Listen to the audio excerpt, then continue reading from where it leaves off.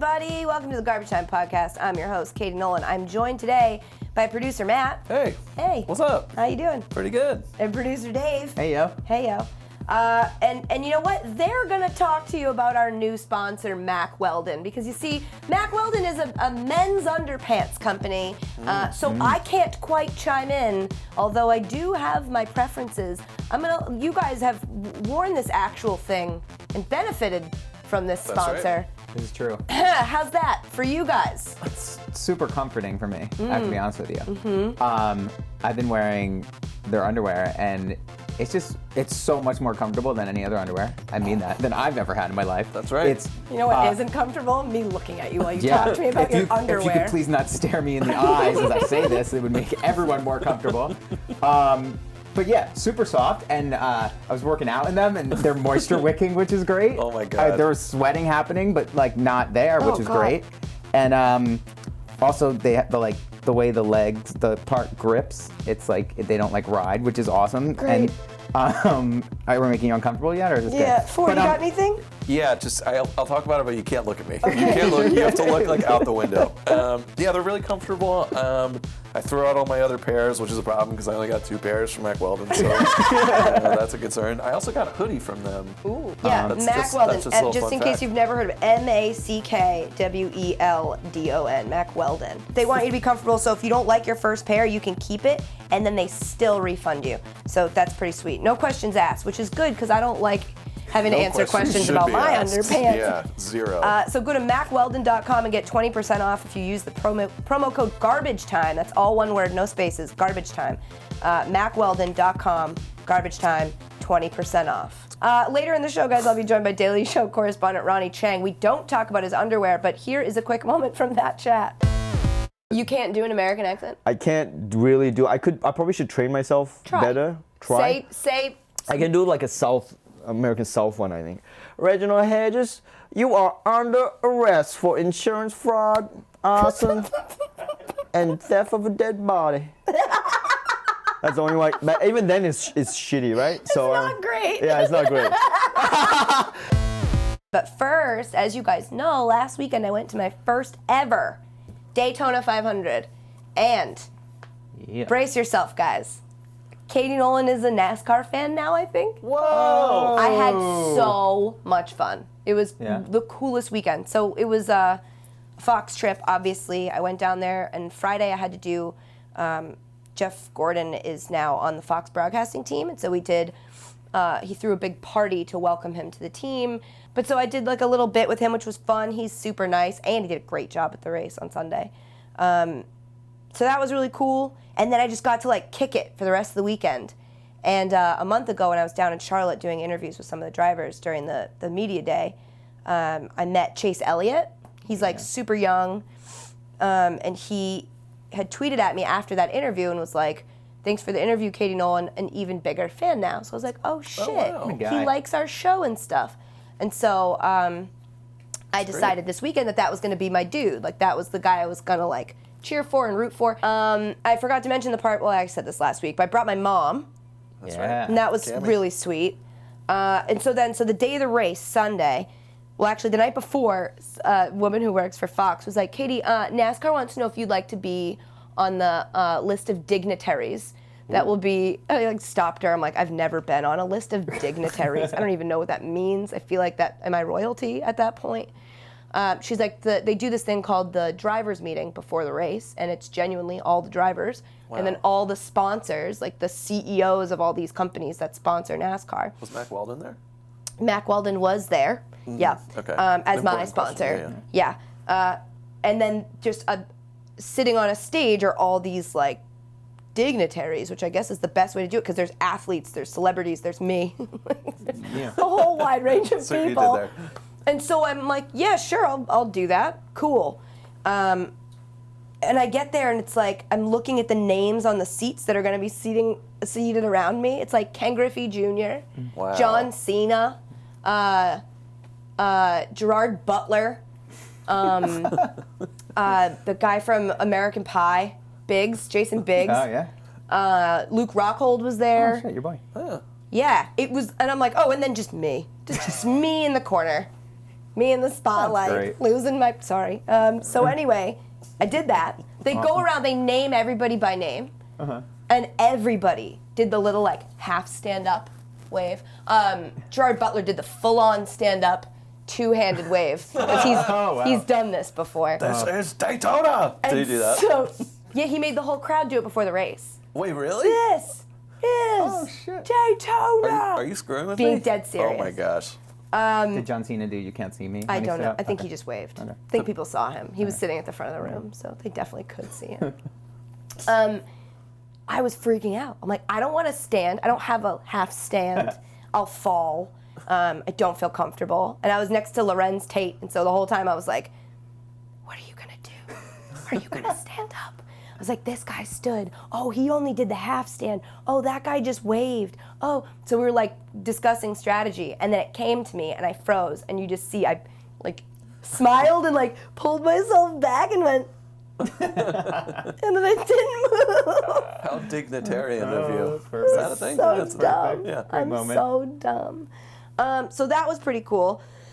And then after that meeting, I'm walking around with my mom, and they're giving me like the full-on tour of, you get to go out on the track. Like the race at this point is in like an hour, and you can walk around the track. Wow. I walked around the garages.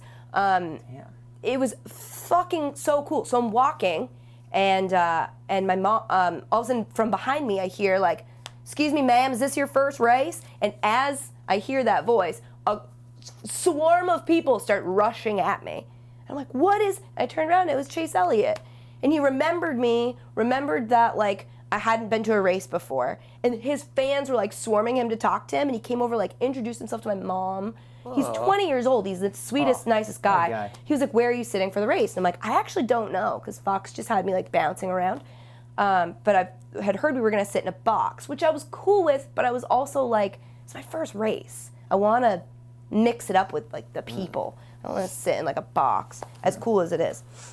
And he was like, "Why don't you sit with my pit team? Like sit." Well, he said sit on my box, which I was like, Chase, you should find a different way to say that. But it's like a pit box is the thing that's where the pit stops happen. And he's like, "You can sit there." And I was like, "Are you fucking kidding me?" He's like, "Yeah, I'll tell my manager to like talk to you or whatever, and they'll get you a seat for like you and your mom. You can hang out." That's so cool. I was like, "What?" So we like did that. We stood. And I went over there and was very nervous because I'm like, we're in the way, Mom. Just make sure you're out of the way. Like, stay out of the way.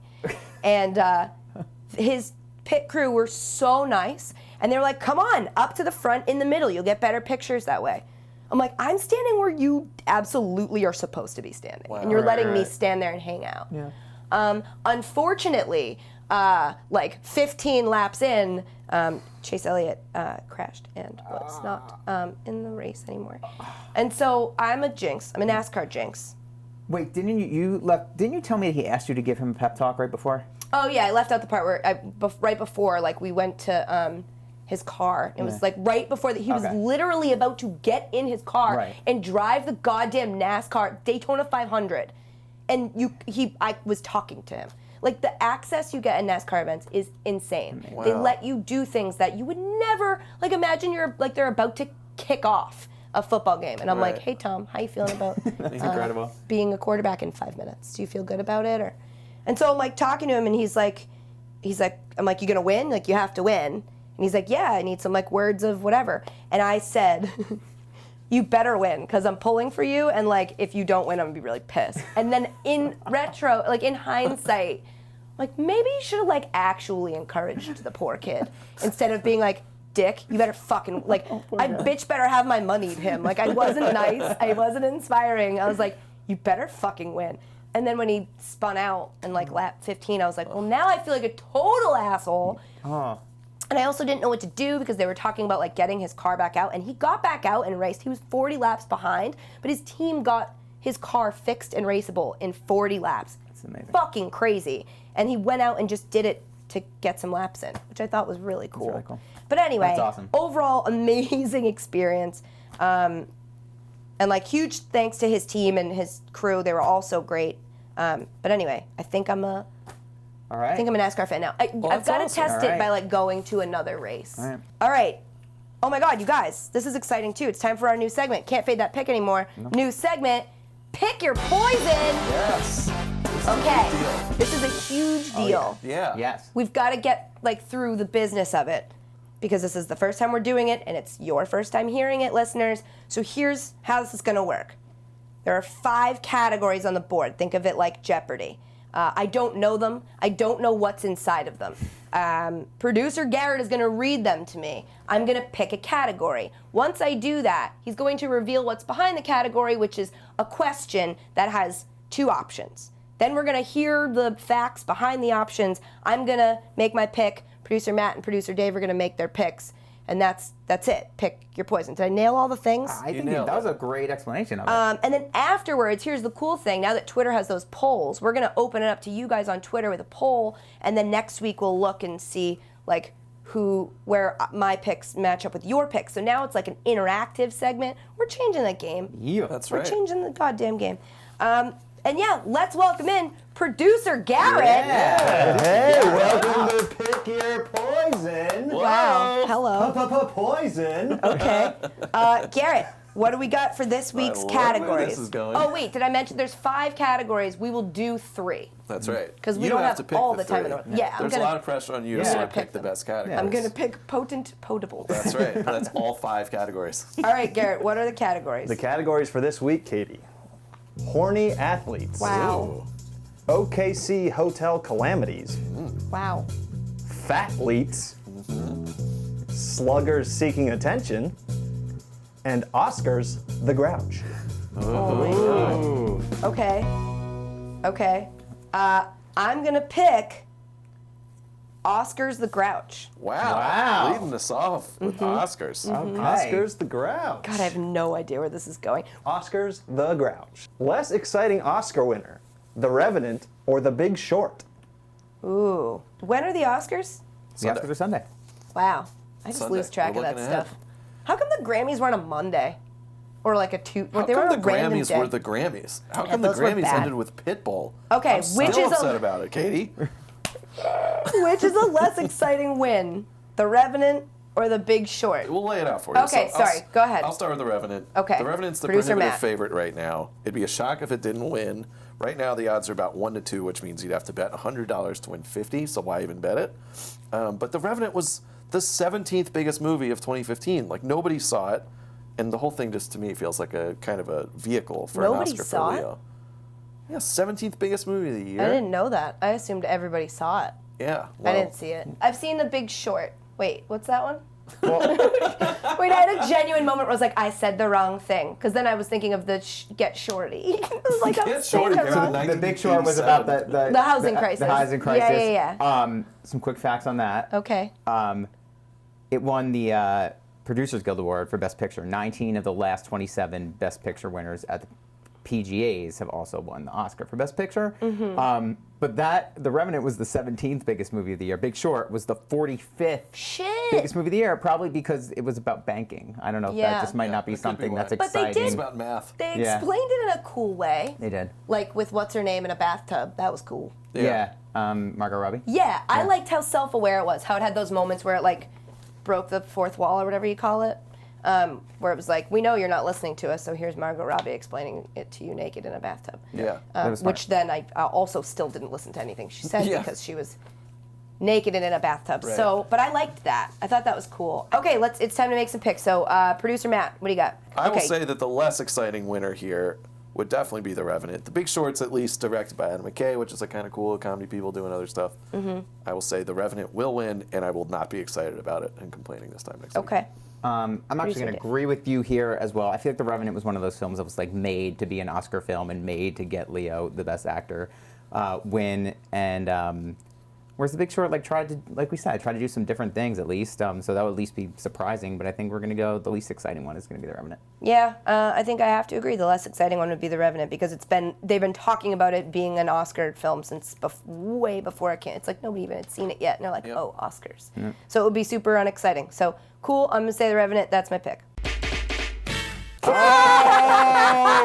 That's the best audio All drop in. ever. Okay, Garrett, what are my remaining categories Remaining here? categories are OKC hotel calamities, fatleets, sluggers seeking attention, and I repeat, horny athletes.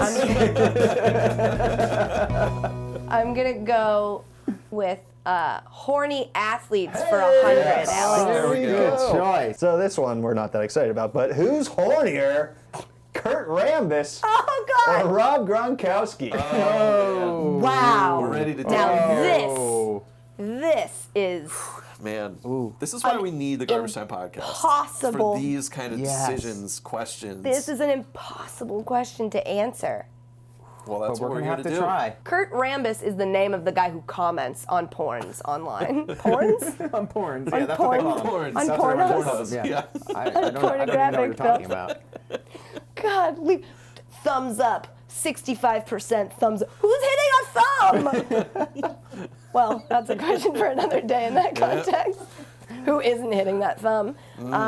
Okay, Ford. Which one are you So gonna? I'm here to tell you about Kurt Rambis. Okay. Obviously, you're already an expert on this, but Yeah. for those of you who may not have heard this amazing story, Knicks interim coach Kurt Rambis deleted his Twitter account Monday night while we were at the Knicks game. Delete your account. Deleted his account after claiming he was hacked because a few days earlier, people noticed that one of his only 8 liked tweets was porn. He has 8 likes. 8 likes, 1 porn. One was what kind of? Now let's give the people all the facts. It was a picture of a young woman, shall I say, enjoying herself. Enjoying Enjoying herself. Heavily. And one of the few dozen accounts he did follow, he only followed like 40, was called @GreatAssDaily.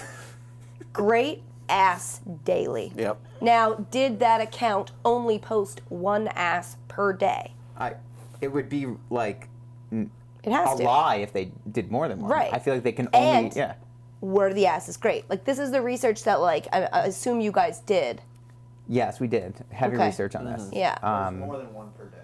It's just a curated feed that's of just- ass pics. So then that it's great false asses advertising, daily. yeah. So 8 likes, one of them was porn. Yep. 40 accounts, one of them was great ass daily. Yep, and he now said Twitter gone. he said he got hacked. Of course he Yep. did. Because somebody hacked his account, the interim head coach of the Knicks. Then assistant, yeah. Yeah, so that they could favorite and follow something. Not tweet anything, not... Right. It's impossible that he was just old and couldn't figure out Twitter and horny for any number of reasons. Right. We all like those things. We just don't like those things. You know? We don't physically put our stamp of approval on them unless you're the guy who comments on porns, which Kurt Rambis pornos. is. Pornos. Pornographs. Pornographs. Dave?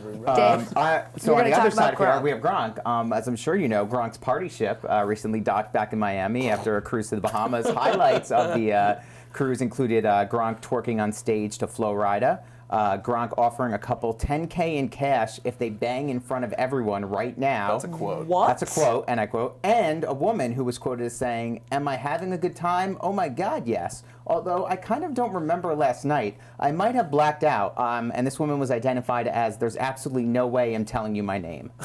Best thing about that is that woman is from Framingham, Massachusetts. Oh. I am very lucky that I have an alibi for this weekend. That was not me. I was at the Daytona 500. That was not me. Maybe.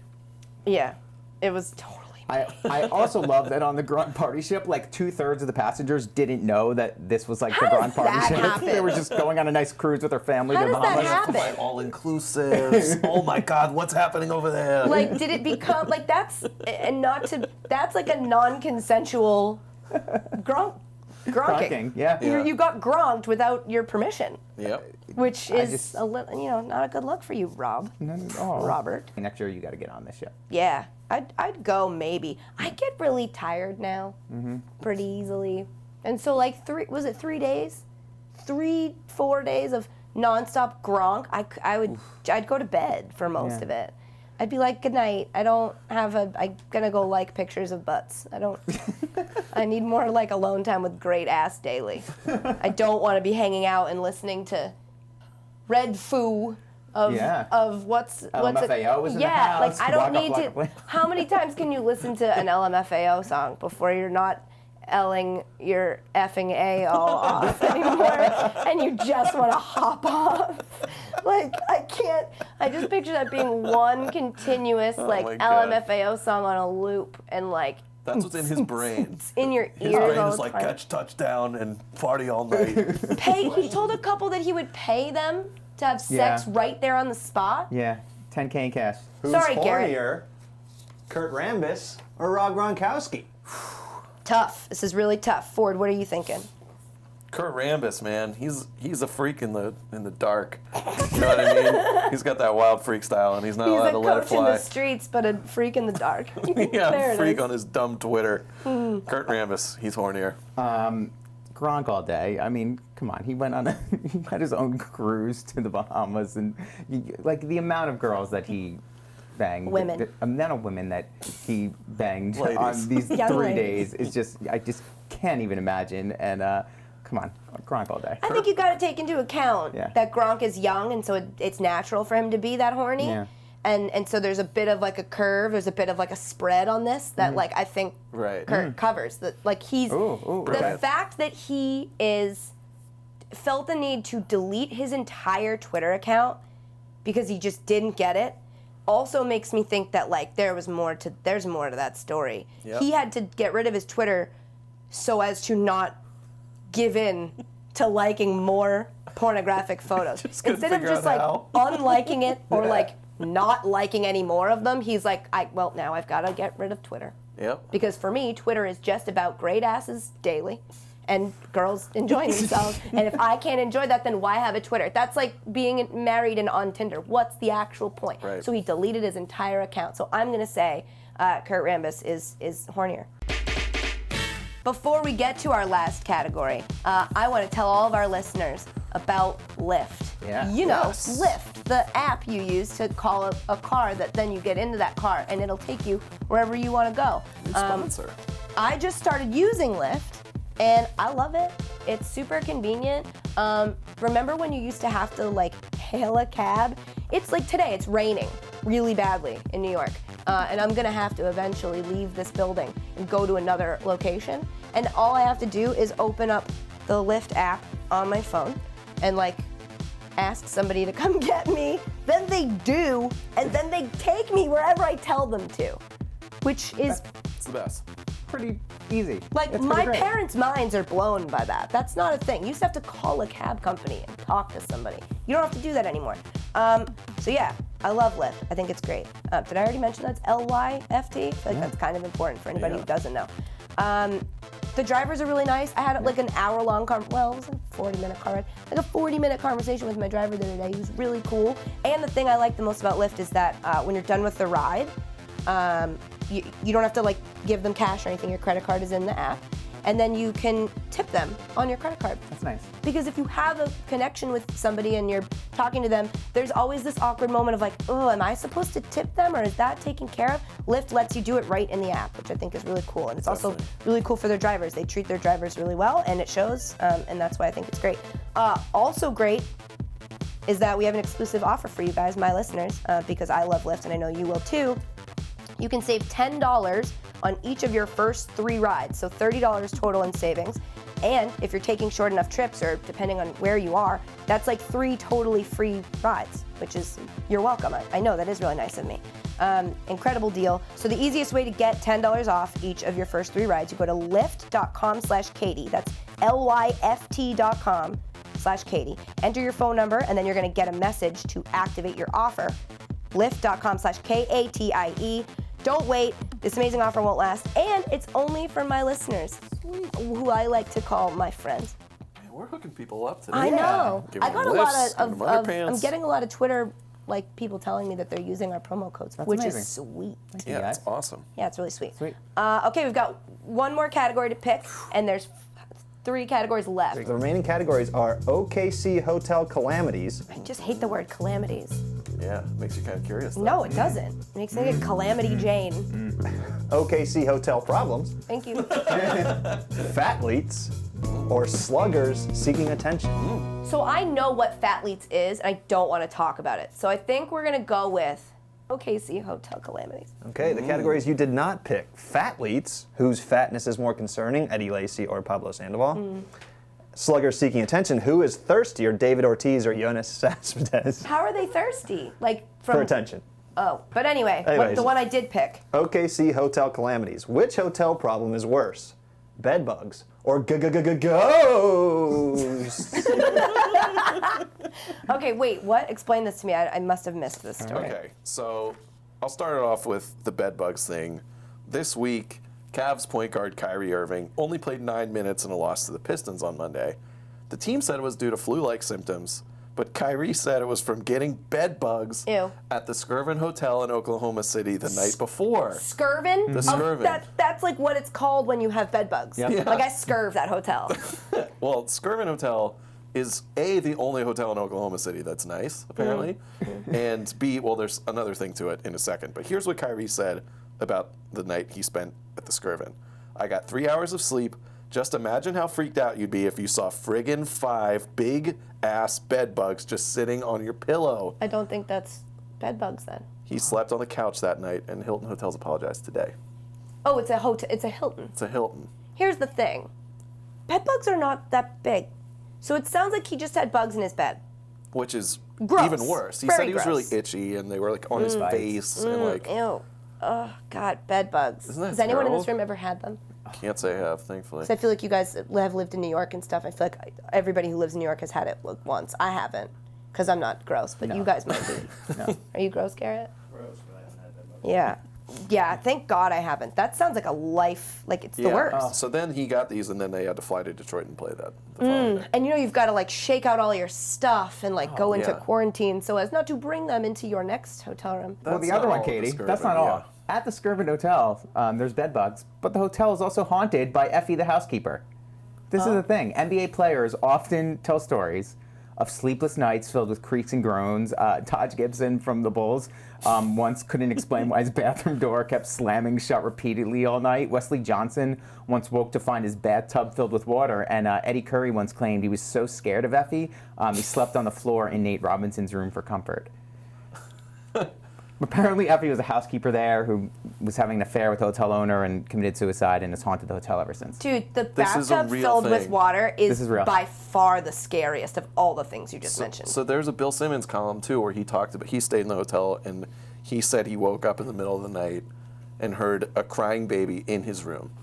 Well, that's And part of the urban legend I've is that this stayed- housekeeper was pregnant, had the baby, and then committed suicide, jumped out the window with the baby, wow, and that's the baby haunts the fucked hotel up. too. That's a haunted baby is fucked up. Yeah. But also, I hear Haunted babies baby. crying It's all really the time, scary. and it sounds like it's in my room. But it's just because I stay at cheap hotels, and so like the walls are thin and the baby's in the hallway. But it does telling sound you. like it's in my room. But There this is was the a thing. baby This is why in the the Thunder room. is so good, by the way. There was Yeah. a baby in the How room. do you think Bill Simmons reacted when he heard a baby crying in his hotel room? Oh my God, Tom Brady! I'm sorry. Wait, a baby! It's crying in my room. What's happening?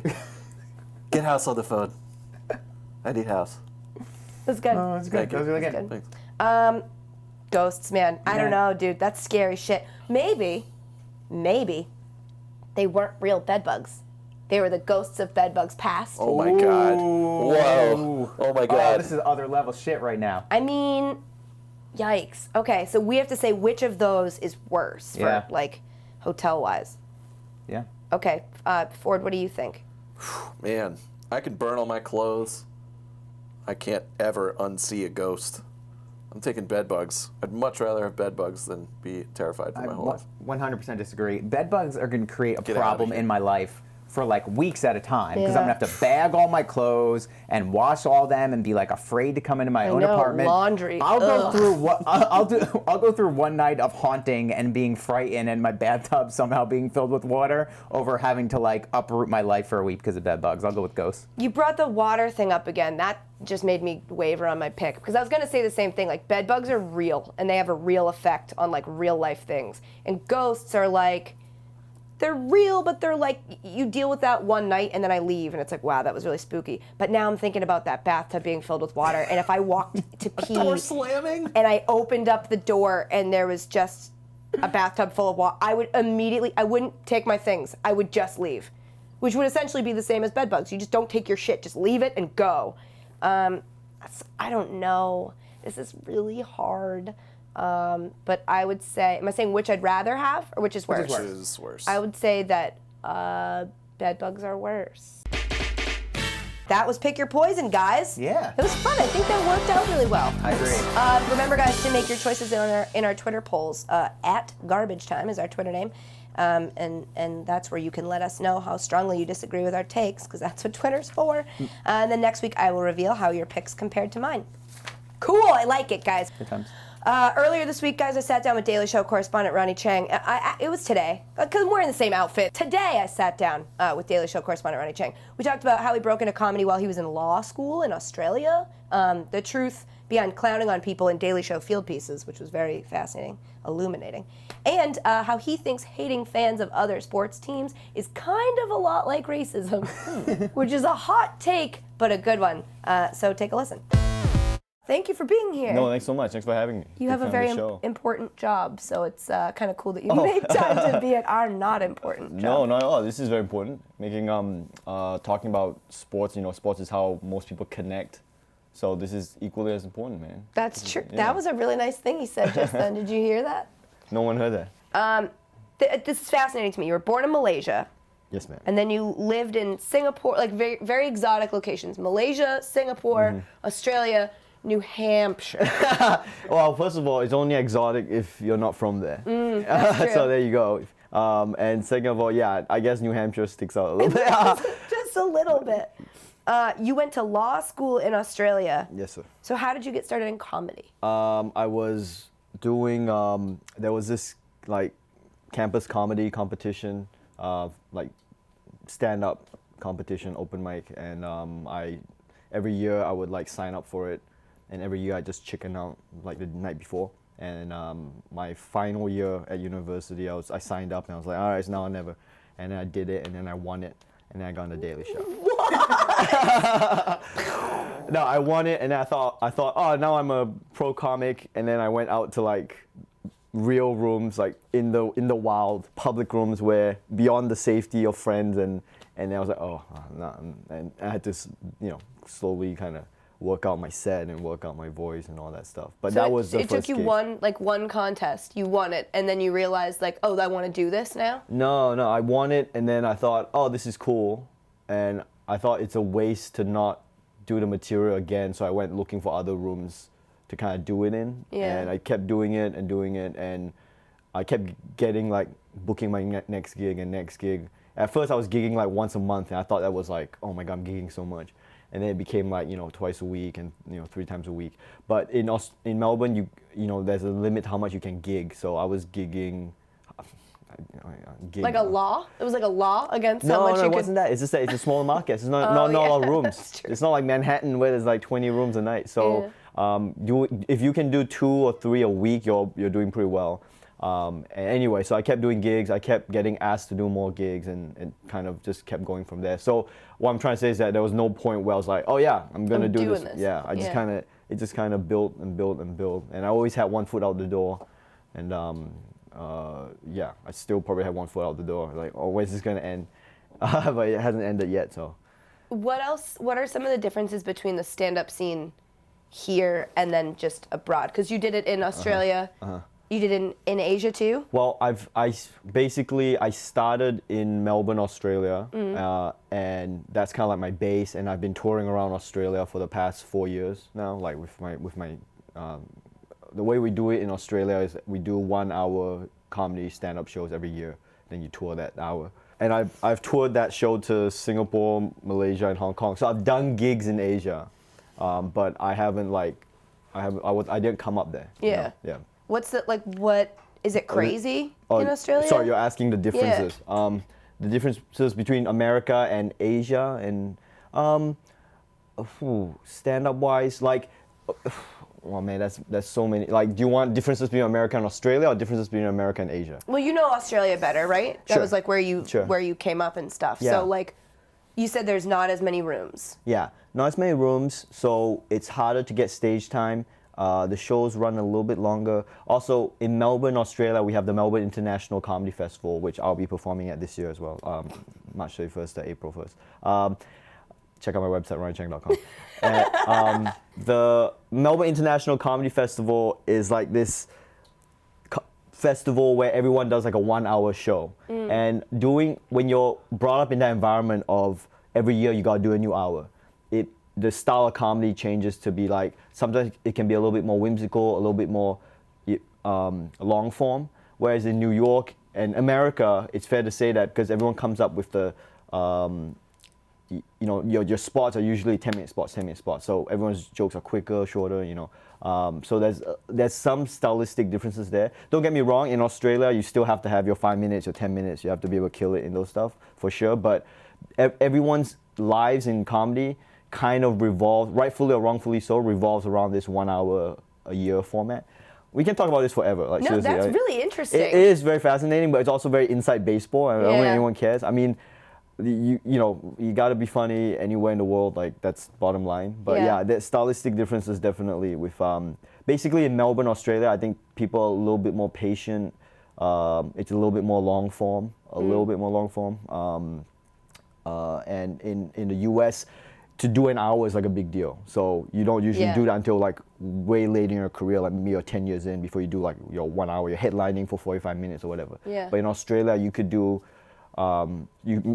maybe you shouldn't, but you could do 1 hour of comedy like a year in or 2 years in. Oh my God. Yeah. Sorry, just to give some context, like in comedy at the highest level, like I'm talking the NBA level of stand-up comedy, you're doing like an hour and a half of new stuff every year tops. Maybe 2 if you're like Billy Connolly and you're like a freak. But you know what I mean? Like even at the highest level, that's the highest turnover. The best comics on the planet are doing an hour and a half a year tops. So that's the kind of game. That's the numbers we're talking about. That's crazy. Yeah. So it's not like everyone's doing a new hour of comedy every 6 months. Like that's insane. It just doesn't happen. Yeah, it's just too many. There aren't that many jokes in the world. Yeah, it's hard. Comedy is hard. Stand-up comedy is very hard. It's like alchemy, right? Because you're trying to make a room for people laugh who are expecting to laugh. Yeah. And you're just using your voice and people are like laughing. So how long did it take you to get comfortable doing that? Because I've tried it and I would love to do it, but it's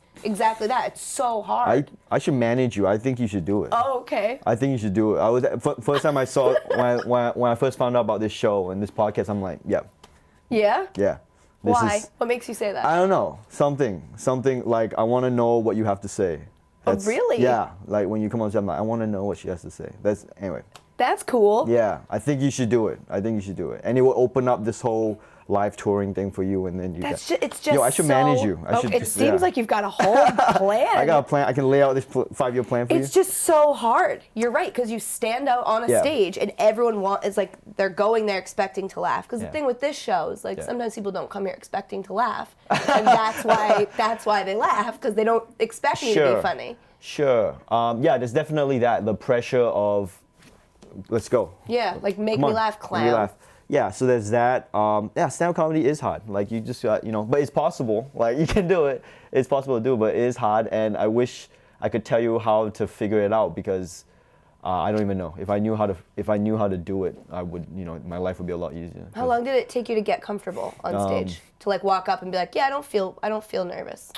Always feel nervous. I mean, I love to speak to because I opened for Bill Burr. Jesus Christ. Yeah, in Australia. He's a super nice guy, by the way. And he's really cool. He was really cool to me, and we stay in touch and stuff like that. And I would like to know how, like, if people like him, if they feel nervous, because I still feel nervous. Yeah.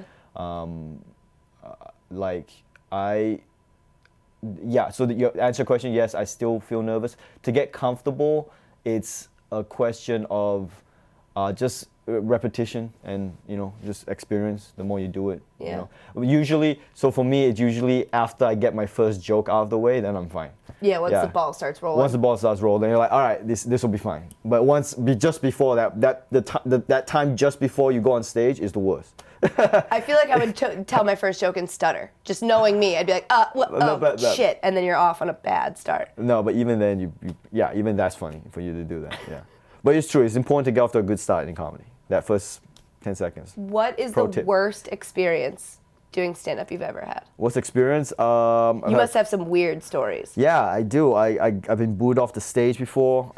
In Perth, near Perth, in Australia.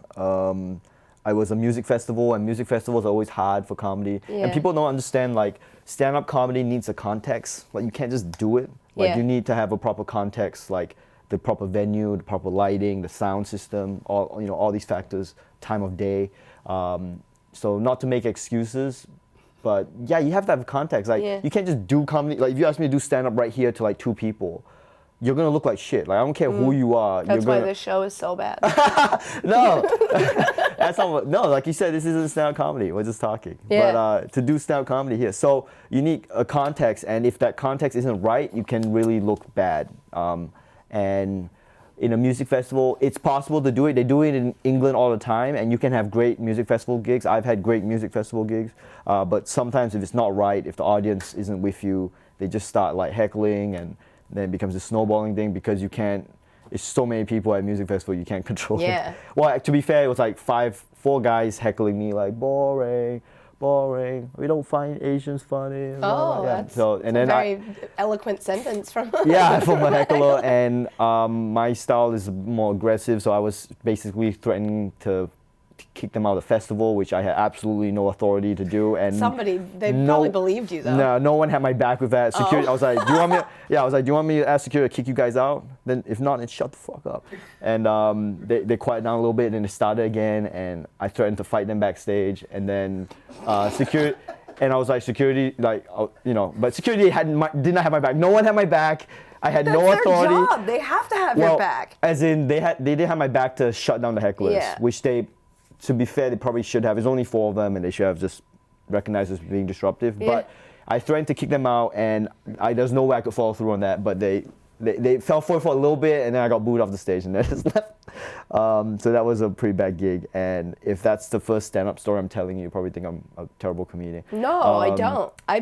My favorite thing about stand-up comedians is hearing about their worst gigs. Yeah. That's another thing. That's why I think you're a stand-up comic. Why? Because that's what comics were like. That's one of the. We laugh when people are like, "Oh, it's not going well," because we get it. We're like, Whenever people are like, "Oh, I got hired to do this corporate luncheon," and it's like, "Oh my god." Yo, I did a corporate for a unnamed fast food chain in Australia at noon, no microphone. It was dumb. It was so dumb. Yeah. And then the lady who was the venue manager came over, and she was like, "Hey, so our mic system isn't working. Is that okay?" And I'm like, "No, it's not okay, but we're gonna do it anyway." So, to be fair, it wasn't as bad as I thought, but it wasn't great. So, they were understanding audience, but yeah, you can't just do stand up. You can't just do stand up like that. It's like when you tell somebody you're a stand up comedian, like, "Oh, tell me a joke." Yeah, I hate that shit, man. Like, no. Yeah, that's so rude. You didn't even say please. You didn't say anything. Yeah. It's like, I don't imagine if you say, like, "I'm a football player," like, "Ooh, throw me a ball." Yeah, throw me a ball. It's the only job that everyone always says, "Tell me a joke." So after all these lovely stand-up experiences you had, how did you get the job at The Daily Show? I haven't confirmed it with him yet, but I'm pretty sure what happened was 2 years ago I was in Montreal just for laughs, and I did a gala gig with Trevor Noah, and we got along, but it's not like we didn't exchange contact details. I didn't speak to him for 2 years, and then I got the email earlier this year, like, "Hey, they want you to audition." Not from him, but from like a producer who came direct through my website, which makes me think that he recommended me, because it came directly through my website, not through like an agent or whatever. So I auditioned for it. I self-taped, and then I came to New York to in-studio audition with him, and like 3 weeks later I got the job. Yeah. What was your taped audition? Like, what did it? They asked me to write a piece, a Daily Show style piece, and then perform an existing piece. So, to camera. Interesting. So, yeah, it was interesting. Because I do a lot of self-tapes, but me in America, it's like this. This is my only accent. Like, I can't do. I'm not even fake. Like, yeah. Well, this isn't my fake accent. It's like a complicated accent. Like, it's got a lot of layers to it. So when I self-tape, or even if I audition, whenever I audition for anything, like within 5 seconds, you know whether you want me or not. Because it's like, do you want this? Do you want? Nah, because that's it. You can't do an American accent? I can't really do. I probably should train myself better. Try. Say. I can do like a American South one, I think. Reginald Hedges, you are under arrest for insurance fraud, arson, and theft of a dead body.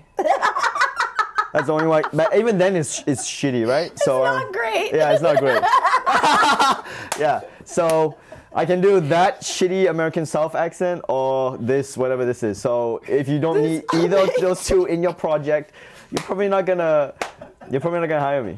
I was in Australia for 2 or 3 months, and anytime I asked any Australian to do an American accent, it was howdy, y'all. Oh, howdy. Always Southern. Right. What is that? guess Why I is that could- easier for you? Oh, I don't know. But I'm not typically Australian either. Yeah. So someone told me that But you do say Australian Do I? things. Like what? Like Yeah. what? I'm very you say interested in- proper a lot, which is what they say, like proper venue, proper. We don't really say that as much Oh, here. that's interesting. Yeah. I've been there for 10 years. I don't even know what I picked up anymore. Yeah. You know? So very much a mixed match. I'm always interested. Wait, someone just said full on like all they hear when I talk is Australian. Yeah, Which- so I hear it. Really? Yeah, I Wow. can't think of what words it was Right, that I've heard right. it, but I can. There are some can? words that you can tell that you've got this like hybrid.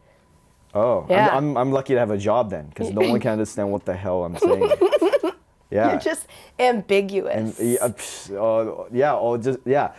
don't know.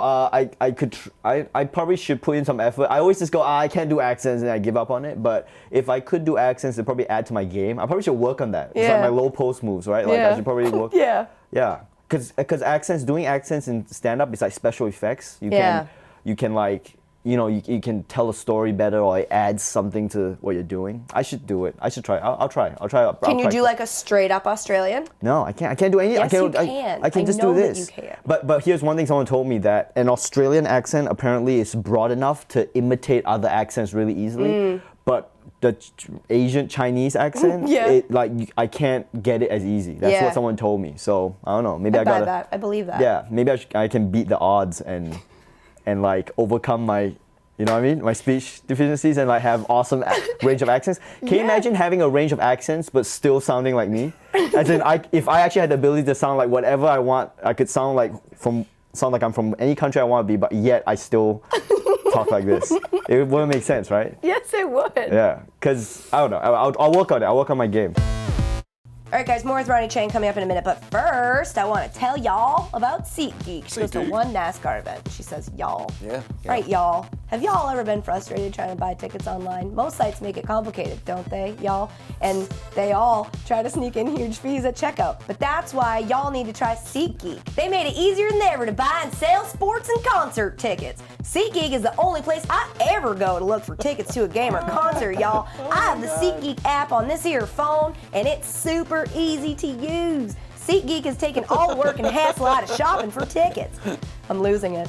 No, you're so good. Wait, I didn't know you had this in you. It's so good. Really? Yeah. They pull all the tickets available on other sites into one place so you save time and never miss a deal. Y'all can even set alerts for upcoming events, and SeatGeek will let you know if ticket prices fall. I can't even name a country artist, or else I would totally be saying that right now. If you want to go to that Florida Georgia Line concert, nice. you can get them tickets there on that SeatGeek. Even better, every ticket on SeatGeek is ranked based on value, so y'all can immediately find underpriced seats. And before y'all buy, y'all can use SeatGeek's detailed maps to see the view from your seat. Best of all, y'all, SeatGeek is always honest and upfront about the price. It's that Southern hospitality. Unlike StubHub, they show y'all the full ticket price from start to finish, and they never try to trick y'all with huge fees on the checkout page. And my listeners, y'all get a $20 rebate off y'all's first SeatGeek purchase. To get y'all's $20 rebate on tickets. Okay, to get your $20 rebate, seriously, download the free SeatGeek app, y'all. Go to the settings tab and click add a promo code, y'all. Enter promo code Katie, y'all. That's K, y'all, A, y'all, T, y'all, I, y'all, E, y'all. SeatGeek will send y'all $20 after y'all have made y'all's first ticket purchase. All right, y'all. Back to Ronny Chieng. So working at The Daily Show, how's it going? You love it? Yeah, it's great. I love it. Crazy busy? Yeah, it's a dream come true to work there. It's a well-oiled machine, and everyone's really good at their job. So I'm joining as the new guy, and Well, so was Trevor. So, sure. I mean, like... But he's more of the central, even though he's the new guy, the machine's kind of built around him right Yeah. now. So for me, it's like, like everyone knows how to do the job, so the machine moves anyway. So you can either contribute or you kind of get left in the dust a little bit. So I'm finding my spots and trying to figure out my role on the show. I mean, the show is still trying to figure itself out as well. Right. So it's going really well. I think every show we do, we get better, and the people that are really friendly, and it's amazing to work with. I'm not just saying this, but like it's amazing to work with this show, which, like I said, it's been going on for so long, and they're so good at their jobs that when you can, sometimes I'm in awe of how good they are at what they do, because they've been doing it for so long, and yeah, it's really, it was a real honor to be asked to be on it. Yeah, to be part of it. What's your day like? Like, walk me through the process. We start at 9:15. And that's when we discuss the day's stories and what we're going to do on the show that day. And then we go off and write. If we're on, then, I mean, as a correspondent, if I'm on, I go write my piece with another writer. And if you're not on, then you go work on your pitches for future stories or future field pieces. So as a correspondent, my duties are studio work and field work. Yeah. These are two things I get called up for. So I'm either pitching a field piece idea or doing a studio pitch, like, oh, this is a studio chat idea. And if you're on the show, then you're working on that. Then there's like a rewrite. You kind of present what you've done at, like, let's say, depending, what 11:30 maybe. And then there's a rewrite. Then we go again at rehearsal. Rehearsal's like 3 p.m. And then rewrite, and then we tape the show at like 6:30. Or 7, depending on. Rewrite is with people, like Yeah. with writers and stuff, right? It's not like you have to go off into a room No, and no, rewrite no. everything. No, you just so wrote. the rewrite after rehearsal is all the big guns are there, like the hosts, the EPs, everyone's there, and we're like trying to get ready, the last minute tweaking for the show. But the rewrite before the first rehearsal is you and whoever you're working with, we're trying to get it right. So. There's a lot of resources. I'm still amazed at American television, and I'm amazed at America, and American. Just as a whole. Yeah, as a whole, and man, the resources here are out of control. Like because we always joke when I'm at the show, they always go like, oh, we're just basic cable, so we can't afford blah blah blah. I'm like, you guys can afford anything. Like, even though you guys are basic cable, this is crazy. They can make sets happen in like 2 hours. Like, stuff happens. You need a prop, it's there. Yeah. You need a Samsung VR, like that thing, the virtual reality thing. Yeah. Yep, it's there. Yeah, we got it. Or you don't have to return it. It's ours now. Or we're gonna throw it into the prop. We don't even use it. Like, just the. You should come see how we make this show. Oh yeah. Hey, this is really good. The complete opposite of everything you're saying. No, you say that, but I still think that you guys have more resources than. Oh yeah, how many podcasts do you know have like their own set? So most 0. of them. Oh really? Like who? Like- well, most American ones. That's what I'm saying. Yeah. Yo, in Australia, we wouldn't. In Australia, we'd be taping this on our iPhones. Like, it's. We do. So we're taping this on GoPros. Yeah, but they're attached like fancy stands and there's lighting. We stole Anyway, you're those not gonna from convince someone. me there's no money in America. There's a lot of money here. Oh no, there's plenty of money. and the I'm just saying we don't have it. The production for values our show. are really good. That's all I'm saying in America. Yeah. So when you say that you work on a pitch for a field piece, is that like you come up with those ideas? Yeah, I pitch my own ideas, but also other people pitch them, and sometimes you do. Well, I mean, depending on how often you pitch, pitches. The success rate of a pitch isn't super high. Yeah. So you do other people's stuff that gets approved, who they ask you on, or maybe you're a good fit for it. And I think the name of the game is to pitch as much stuff personally that you feel strongly about and that you actually like doing. But it's hard to get. It's not. My hit rate isn't 100%. Like I'll pitch stuff and sometimes it's not right, or we can't get the booking, or. For whatever reason, it's not good. So what I'm trying to say is that I get a lot of pitches from other people as well. It's very much a group effort. It's not me just pitching and writing and doing my own stuff. Yeah. Which is good. It's better that way. Yeah, a lot of support, which is great by talented people. It's amazing. Sometimes on the Daily Show, you guys, your field segments will be like tricking people. Yeah. Do you ever feel? Most of the time. Yeah. Yeah. Do you feel bad when you're doing it? Did they know that that's the point of the segment? Right. I'm fascinated by like, do you Right. set them up for what's about to happen, or do you just sort of? Yeah. So what happens is you go in and they get it. They get it. They get what's going on. So you sit down with them and then you're joking with them, and it looks like we're tricking them because they have a straight face. But the truth is, we tell them, hey, keep a straight face. It'll be funnier because we're parodying a news segment like 60 Minutes, and it doesn't work if both people are laughing. Yeah. Because it looks like we're not taking this seriously, or it looks like, so for the parody to work, for the satire to work, it has to be like, this is how news presents news, and it has to mimic that. So the other person has to be stoic, and so a lot of times we'll be like, hey, I know we're saying some crazy stuff here, but just keep it together because it'll work better for the piece. And they keep it together, and sometimes they burst out laughing and we don't use that take, Yeah. So that explains part of what you're describing. Yeah. The other part is there's a lot of people in America who want to be on TV. There's people in America, and I'm still amazed at how many people in America want to be on TV. It's all they want. And so they will come on and they will say crazy stuff. They'll do all this stuff. So you always go like, who the hell are we gonna get to come on and say this? There you go. There's like 5 guys who want to do that right here. Yeah. So you don't feel bad?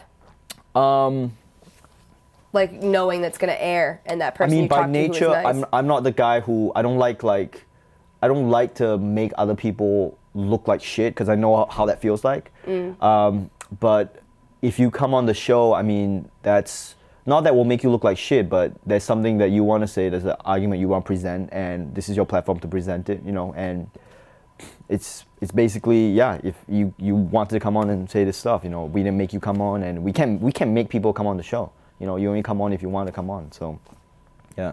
But yeah, I'm not in the. I don't want to make people feel or look like shit, even that sometimes happens. Yeah. Yeah. That's funny. So it's worth it. Yeah.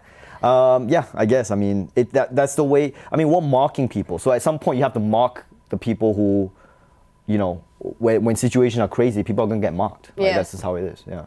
Yeah, that's fair. I feel like you guys are trying so many new things. I mean, I know you don't have like the old Daily Show to compare it to. Yeah. Because you weren't there for that. Yeah. But is that a constant? Do you feel that there's this, like, we're gonna try this new thing, to try to figure out like what Trevor's Daily Show looks like? Absolutely. And it's amazing, people, like, when you actually start to study television, to notice the nuances and everything. Because I guess all talk shows at its core look the same, and people are like, what's the big deal? You get a desk, you tell some jokes, whatever, right? What's the big deal? But the nuances of everything, like what kind of jokes, like who are we poking fun at? Him standing, so sitting down, like all these little things, add up into what the show is, your point of view. It's a really interesting study, like from a creative, like you could do a thesis on this, like just what makes shows the way they are, what makes Conan, what makes Kimmel, what makes the Daily Show, So definitely trying some new stuff, tweaking it. Trevor's a different guy. Also, the other thing is Trevor, like, even though I haven't spoken to him in 2 years before I got this job, he's been blowing up like around the world. Like in Edinburgh, every city Trevor does stand up in, he is the toast of the town. Wow. Yeah. So he knows what's funny. He knows how to do comedy. You know what I mean? So, like everything is, we're trying to tune everything towards what his style of comedy is more, Yeah, so that's definitely happening. Yeah. It's fun to watch it evolve from what it was to what it's going to become. Sure, yeah. It's been really interesting. All right, so sports, because that's what we're supposed to be talking about. Yeah. You lived in New Hampshire, like we said. Yes, sir. Part of your life. Yes. Why were you there? What were you there for? Oh, my parents went there for college. Oh. So they brought me along. They went to college like in their late 30s after they had 2 kids. So they came from Malaysia, and they brought us along because, we can't leave your kids in Malaysia. So Could. Yeah, you could. Actually, they left me there for like a year. Actually, I was too young, so they brought me over when I was 3. So I didn't see them for like a year. Apparently, you lived on your own from 2 to 3. You just had your own apartment. I had my own apartment. They brought me along. I stayed in Manchester, New Hampshire from 3.5 to like 7.5. 4 years, and that's like sports fandom age. Yeah, that's where you make your attachment. So are you a Boston, New England fan? That's an interesting question, because I do feel affinity for Boston teams. 1, because I live near there, and 2, because I just love Boston teams. Like I love the history of the Celtics. I love Larry Bird, how he played. I love how the New England organization the how it's run. I think it's run really well, and how it's coached. I love Tom Brady's underdog story. So, it's all I could talk about this all day. Yeah, I do feel affinity for it. But the only thing is because I've lived everywhere, I feel really weird about. Sometimes I feel weird about the tribal mentality that comes with sports because I feel it goes really, really close to how racism feels. But instead of racism, we're just saying sports teams. Like for example, like Denver Bronco fans suck. Sounds really close to Asians suck. Like, I don't know. For me, the emotion is the same.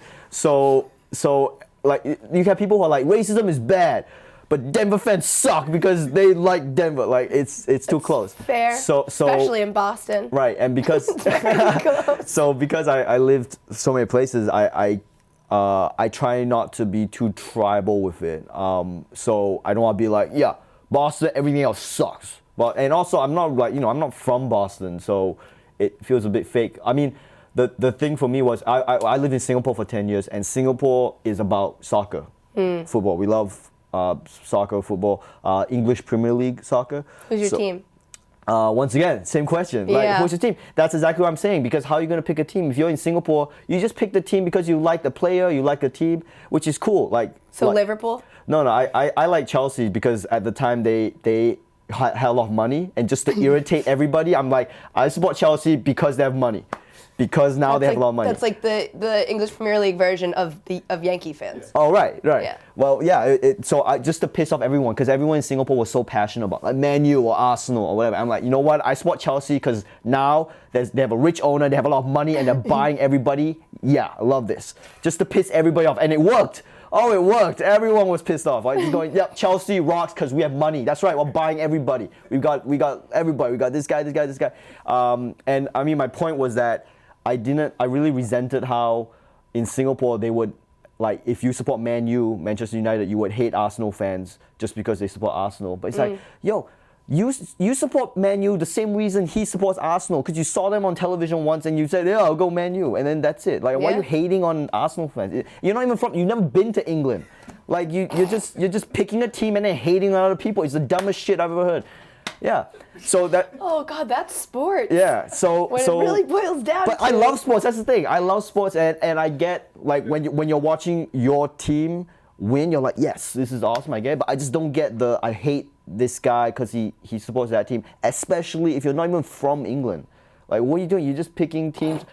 Like it. Anyway, so that's why I try to avoid that whole like anger with sports. I try to embrace the more positive aspects of it, not because I'm some kind of hippie, but because I feel, first of all, I feel fake if I pick a team and I hate everyone else, the rivals, because I'm not really from that place, and secondly, because I think it's dumb anyway. Even if you are from that place and you just hate on people, it's just people take it too seriously. Yeah, the hate. The hate gets me a little uncomfortable. It sounds very close to how people talk when they're racist. But yeah, so not wrong. With basketball, I just love good basketball. So when I see basketball played well, I just love it. So if you could call me a bandwagon guy. That's an ugly way to put it, but I just love it when teams get it right and they play really good. Play well. So I support teams that. So you're a Warriors fan right now. I mean, everyone. How can you hate the Warriors? I know. How can you hate them? They've got personalities. Everyone, there's no pieces of shit on the team. Yeah. Everyone's great. They play well. They play like a team. Like good. San Francisco, like there's nothing I hate about them. What can you hate? No one can hate. Like, whenever there was a championship team, there's always people who hated them. Like, I guess the Lakers, people didn't like Kobe, or like people don't like LeBron, or Miami, they didn't like how Miami formed. Like, Miami, yeah, screw you, Miami. Yeah, with your beautiful weather and your, no state tax, and you got 3 of the best players, screw you guys. So, but with Golden State, you can't hate them. They formed organically, built smart, played team basketball. Yeah. People will hate them just for that. People really? hate them because you can't hate them, and that's infuriating. That's interesting. Yeah. I haven't seen any hate towards Golden State yet. Yeah, I'm very I don't interested. think I have either. Yeah. Who do you think's gonna win this year? It looks like Golden State, but I think the teams have a puncher's chance. Like LeBron, once you have LeBron, you always have a puncher's chance. Spurs, OKC, I guess. Because I mean, the regular season is a regular season, but when it comes to playoffs, the cliche is it all comes down to matchups, and when you play someone with the same team over 7 games, it's interesting. Because let me put it this way: like last year, it was like literally LeBron versus Golden State. Yeah. One guy, everyone else was injured, and they still managed to pull off 2 games? Was it? So because Dellavedova. Yeah, freaking breaking everyone's ankles. Exactly. Like as in physically diving onto people's legs to break their ankles. Oh wait, he's Australian. He is Australian. He's Australian. Yeah. He comes from a small town in Australia, yeah. So you know him personally? I know him personally, yeah. I feel like there's like 1,000 people in Australia just sprinkled on the coast, so everybody knows each other. Right. So I guess my point is, I think it's not the foregone conclusion that the regular season kind of indicates it is. But yeah, Golden State definitely the team to beat. Yeah.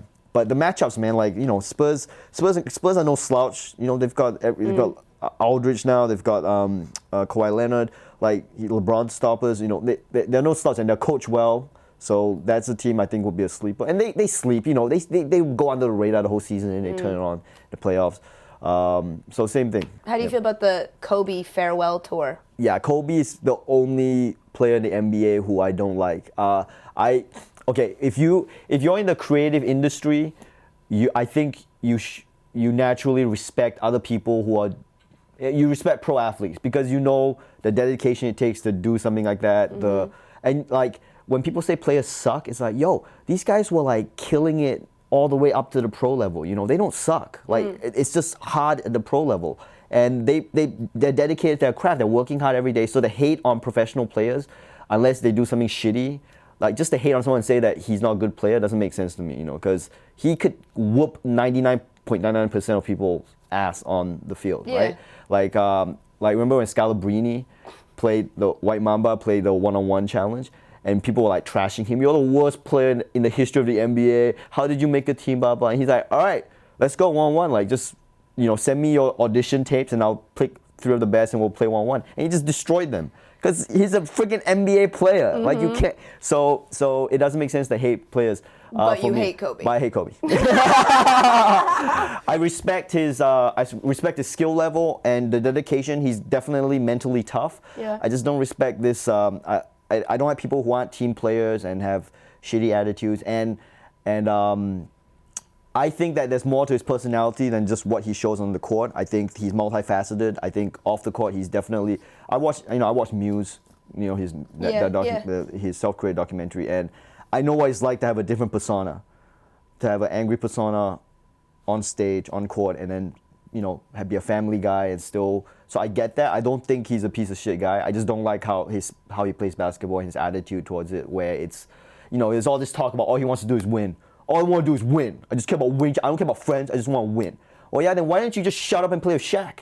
Why did you have to bitch moan when you're playing Shaq? If you had you could have won another 3 or 4 championships. But it's not. You should put a caveat on your, I just want to win. And the caveat is, I just want to win as long as I'm the best player on the team. I want to win with me as the best player. And that's the truth.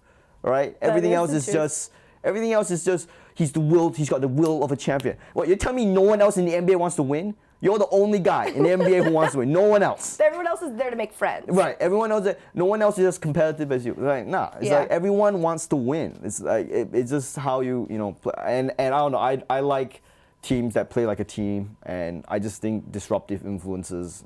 I just didn't like his attitude towards it. And that's what I mean. But skill level there, undeniably, and he keeps breaking parts of his body and reattaching them mid-game, which is ridiculous to me, that's incredible. His fingers keep breaking, he keeps putting them back in, and then he will like pop a shoulder and he'll put it back in, and he's like he's like the Terminator. Yeah. So even when you hate someone, you're so nice about it. Well, yeah, you gotta give credit where credit's due, and then you gotta call it how it is, right? Like if he's shitty in these aspects, and he's awesome at these aspects. So his farewell tour is cool, I guess. It's cool.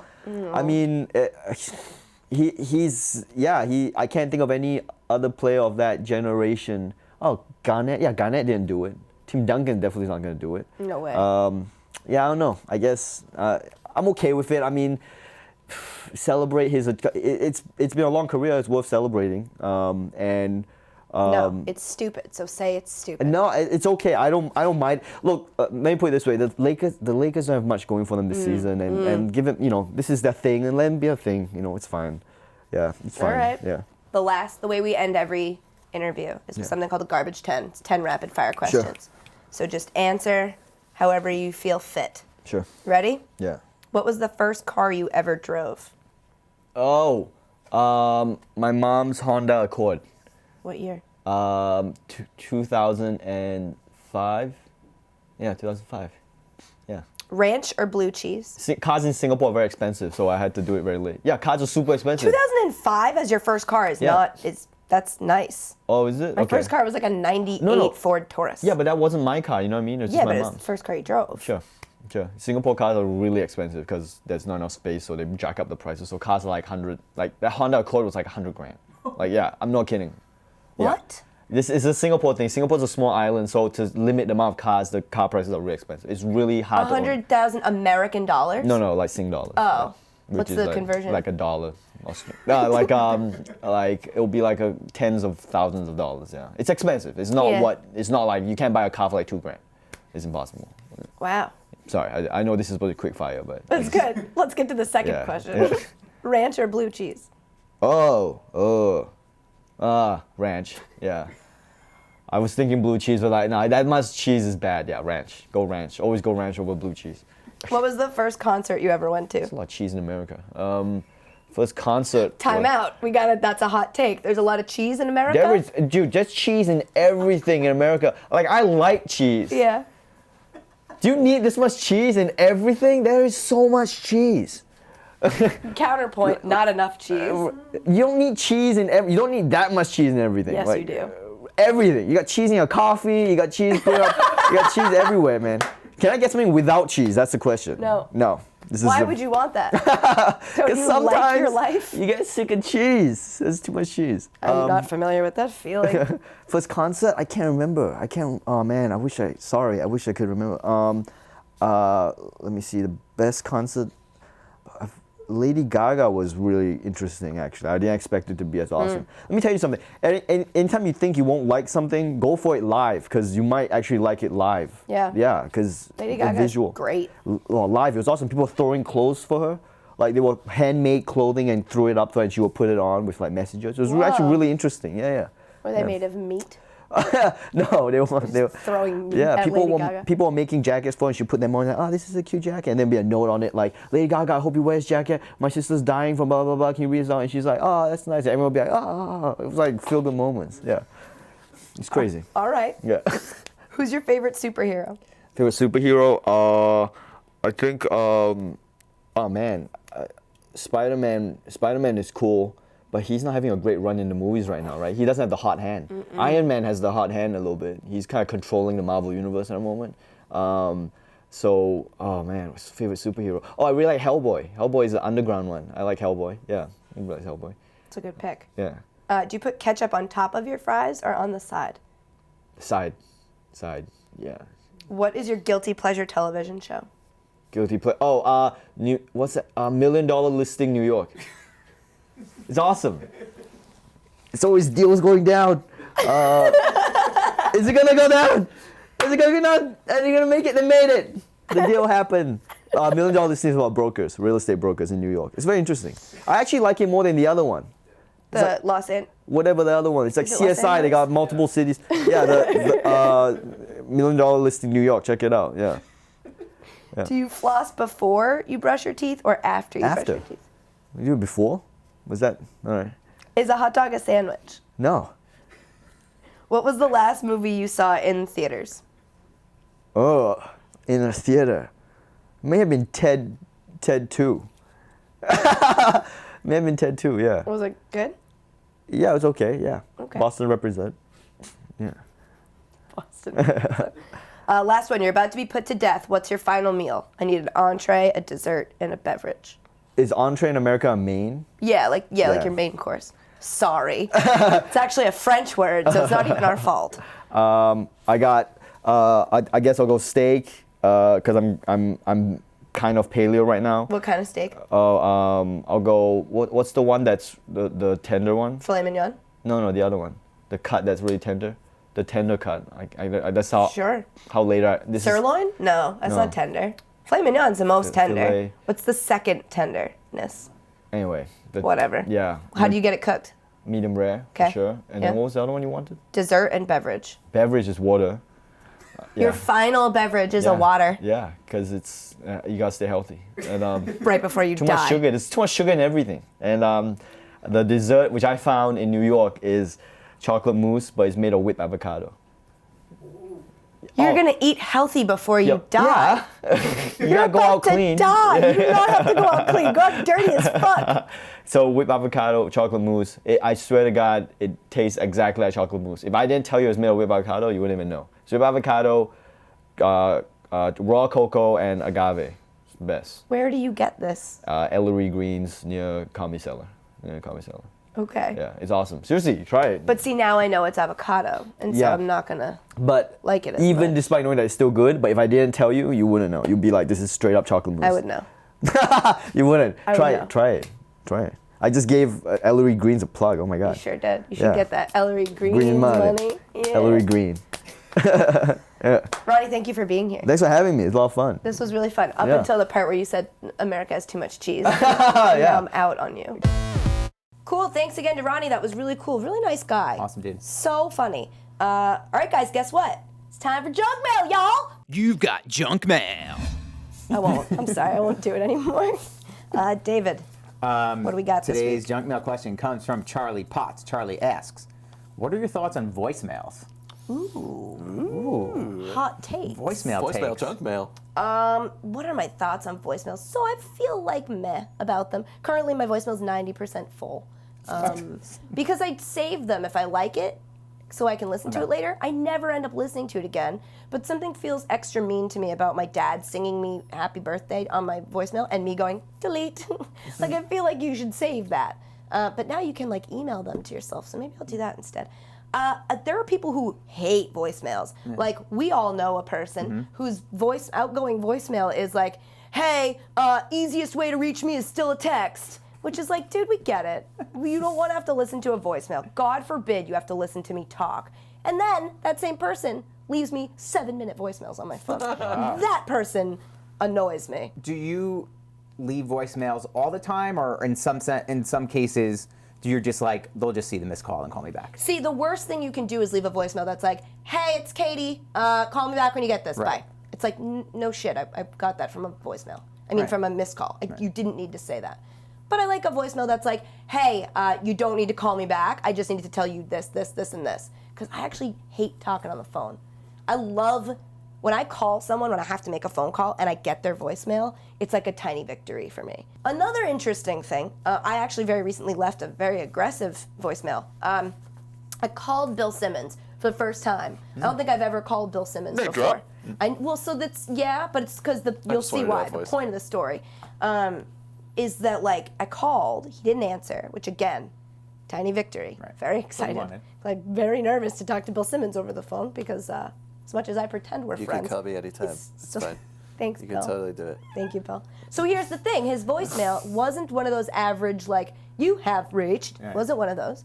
It was a male voice saying those words. Like, You've reached. hey, you've reached, no, but that's the thing. Hey, you've reached, whatever, 917, blah, blah, blah, blah, blah. But it wasn't Bill's voice. Ooh. And it wasn't a famous voice. It was a very generic man's voice. And so I'm sitting there and I'm like, does Bill Simmons have somebody else record his outgoing voicemail? Is he that important and big of a deal that, like, can't be bothered to record his own? Or is the voice he does like a put on? Ooh, wow. But then you got to think, if you're Bill Simmons and people are going to call and get your voicemail, they're going to know that you're putting a voice on. So I don't know. So then I left a message. It threw I had my whole thing prepared, threw me off completely. So I guess I was wrong about no curveballs when you get a voicemail. But I left a message that was like, is that not even you? Do you have somebody else? Fair question. And that's super confusing when you're calling Bill Simmons for the first time, because then, since he doesn't at any point say Bill Simmons, and the voice doesn't sound like his voice, I'm like, am I leaving a voicemail for the wrong person? So I said all this to him on his voicemail. And then I said, you know what, I actually, since I just got big timed by your fucking voicemail, I don't want to leave the rest of this message. I'm going to have someone else do it for me. And I handed off the phone to my friend, and I was like, tell him I said this. And they left the rest of the voicemail. Because if you're not going to record your outgoing voicemail, I'm not going to leave you a voice message. What were you calling to talk to him about? Just to say hi. Just to say hi and ask when he's going to do our podcast. Bachelor draft update. Oh, shit. Bachelor draft update. Guys, I don't know Oh, what wow. that I was. hated the second part. Yeah, me too. JoJo's in the final Let's cut three. that, everybody. Final three. JoJo made it. JoJo. Last week was hometown dates. Hometown date. As we talked about last week, her brother's like... Quarterback. Her brother's when Ben visited her family, her brother's like really dug into him and being like, so like, what's your deal, man? Like, you're still dating, like, you're saying you care about our sister, but you're still dating 3 other girls. And like, Yeah, that's how the show works, I know. idiots. And so like, obviously Ben can't be like, your sister's the one who signed up for a reality show to find a husband. Don't blame me for that shit. Would have been mind-blowing Right. if he said that. Right. What? So- Mic drop. That's But- so... He became sentient. So all he Check that out, JoJo's Bros. So all he could say was like, well, listen, I really care about your sister. And they're like, are you just being coached to say that? And the answer is probably yes. Yes, there's a person off camera holding a fucking cue card. Do you see him? It's like, yes, he's not allowed to say, I'm madly in love with your sister and she's probably going to win in the end, which she's not. Or like, she's probably going to get to the You don't final think she's two. gonna win? No, she's going to come in the final two. I think Lauren B's going to win. But like, he can't say Pound that. town. All he can say... All he can say is like, yeah, I really care about your sister and she's really special to me. And they were giving him such shit. And I wanted to be like, it just was so unfair. But she survived this, which is really important. Again, still alive. Good for her. Still Yeah, alive. hanging in there. Amanda. Who'd they kill off this week? Amanda with the 2 daughters got killed Go off. for Amanda. Which was 2 kids. like it was. Orphans.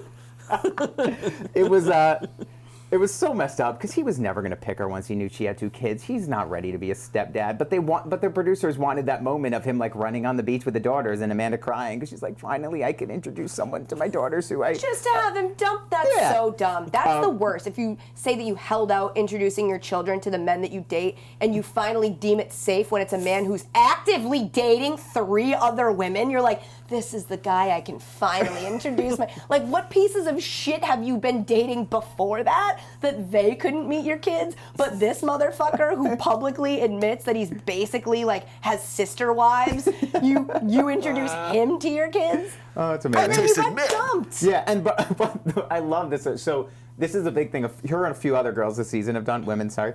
Thank you. He eliminates her. Valedictorians. He eliminates her, and after the rose ceremony, he says, "Can I walk you out?" We stay with all of them, and she's like, "It's okay. I just wish you would have. If you weren't going to keep me, I wish you would have told me in my hometown, so I didn't have to come all the way back here to get eliminated." Her hometown was in Laguna Beach. Oh my God. Which is someone who knows a few things about Laguna Beach. I know it's not that far from LA because like Talon and Kristen weren't going on, like overnight dates to LA. That's a good show. Stephen. Stephen. And it's like, honey, sorry I eliminated you in a rose ceremony on the TV show that eliminates people in rose ceremonies. Yeah. Really sorry for that. So People are from Laguna Beach. That scares me. Yeah. I get Yeah. that they live there, Yeah. but you're from there? That's weird. yeah. Can we just give Dave a quick shout for how much fire is behind all those I takes? love it. I could That is listen to just Dave. hot You should have magma. a spin-off podcast of just Bachelor takes. Right. I Wow. ruined Dave's life the other night because I was out with somebody who happens to know Stop. the end of The Bachelor. Stop. Who wins and such. Whoa. Stop. And they told me. And I'm an idiot. I didn't tell Dave, but I told Dave that I knew. And Dave was like, I'm going to overanalyze every reaction you have to anything I say. Which I'm doing. I'm not looking at you right now. Yeah, so I know. Spoiler alert. I'll tell you about God. it later. It's a JoJo. He's going to get mad. I can't say anything. The comedic button would have been, no. But I'm not going to, I don't know. No spoilers. Okay, guys, that's it. This was fun today. Really fun. This was fun. We will be Exciting back to fun. do this again next week. Make sure to subscribe on iTunes and rate it and leave a comment, but only if the rating is 5 stars or 6 if you can find a way. I don't know. Maybe you know how to program things. And the comment has to be positive because That's right. I actually read a comment the other day that was a negative comment about, wow, she tells people to only leave 5-star comments and 5-star ratings and positive comments. Like, that's why the ratings are good. Like, no, it isn't. They're not. You guys aren't. Y'all ain't cheap. Y'all ain't sheep. Yeah, or you can listen on Art19, SoundCloud, Stitcher, or Google Play. Thanks again to Ronny Chieng. He was great, fantastic, really cool, and I'm going to be on The Daily Show now. And thanks to all of you for listening. Thanks to producer Matt. Thank you. And producer Dave. Thank you. And producer Garrett. Thank you. That was it? That's all you had? I thought you'd be like, That's all they- go. That's all they said. Hold you to a different standard, newbie. And Kirk, thank you, Kirk. And like I said, thanks to all of you for listening. Bye, love you, mean it.